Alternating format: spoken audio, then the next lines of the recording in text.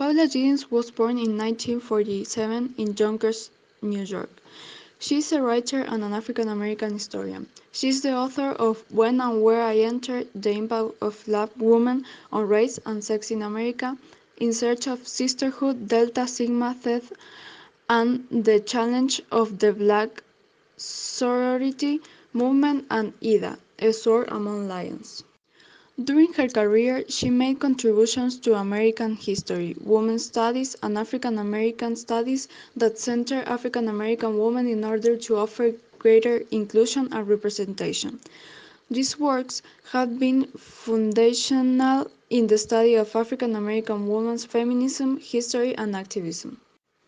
As a teen in New York, Giddens personally experienced racism and also witnessed the collective racism and violence against African Americans that led to an occurring reaction to the civil rights movement. This led her to participate in the movement as a freedom rider. In an interview, Paula discussed how this set the stage for her desire to understand both oppression and resistance to it, a theme that would recur through her own activism and writing. As a student at Howard, she was part of a group of students who worked against sexism, colorism, and classism that they saw as rampant on their campus.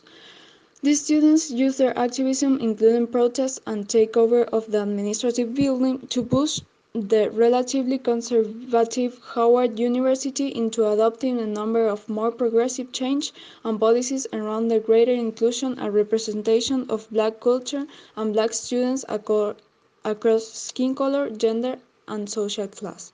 Her activism continued after she graduated and was also international in its search.